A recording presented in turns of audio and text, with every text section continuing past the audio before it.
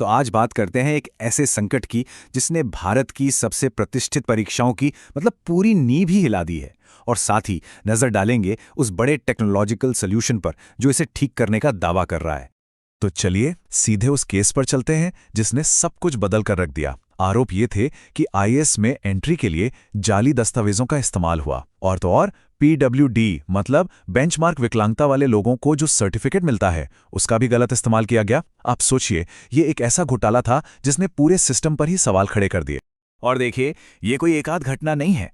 हम बात कर रहे हैं एक ऐसे एग्जाम सिस्टम की जिसमें हर साल 12 लाख लोग बैठते हैं। अब इतने बड़े स्केल पर जरा सी भी चूक हो जाए ना, तो पूरे सिस्टम की क्रेडिबिलिटी पर सवाल उठ जाता है। तो सवाल यहाँ ये उठता है कि जब 100 साल पुरानी संस्था की इज्जत ही दांव पर लग जाए, तो फिर भरोसा वापस कैसे लाया जाए? पूजा खेड़कर जैसे मामलों ने, आप कह सकते हैं, यूपीएससी को नींद से जगा दिया। अब सिर्फ बातें करने का वक्त नहीं था, वक्त था कुछ ठोस करने का, और वो भी जल्दी। और जो कदम उठाए गए वो कोई जल्दबाजी में लिया गया फैसला नहीं था। ये एक सोची समझी रणनीति थी जो कई महीनों में तैयार हुई। पहले नियम बदले, फिर बायोमेट्रिक सिस्टम के लिए टेंडर निकाला, एक सफल पायलट प्रोग्राम किया और फिर जाकर इसे अनिवार्य करने की घोषणा की। तो इस संकट से निपटने के लिए यूपीएससी ने टेक्नोलॉजी का सहारा लिया। वो हर एग्जाम सेंटर पर एक डिजिटल गेटकीपर लगा रहे हैं। अब ये डिजिटल गेटकीपर है क्या और ये काम कैसे करता है, चलिए समझते हैं। तो ये नई प्रणाली जिसे फेस ऑथेंटिकेशन कहते हैं है क्या? बहुत आसान है। ये टेक्नोलॉजी कैंडिडेट के लाइव चेहरे को उनके रजिस्ट्रेशन फॉर्म वाली तस्वीर से मिलाती है।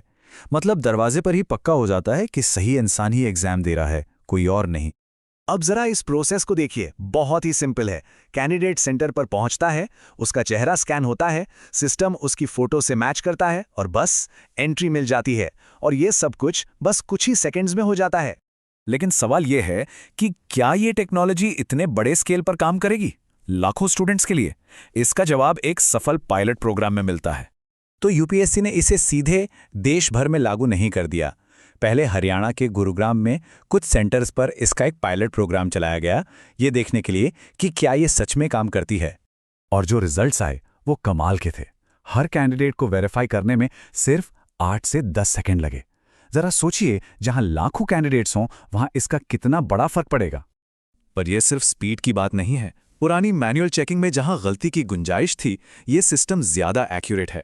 जहां पहले लंबी लंबी लाइनें लगती थीं, अब एंट्री स्मूथ हो जाएगी। और सबसे जरूरी बात, ये धोखेबाजी के खिलाफ एक एक्स्ट्रा सिक्योरिटी लेयर है। लेकिन रुकिए, कहानी सिर्फ फेस स्कैन पर खत्म नहीं होती।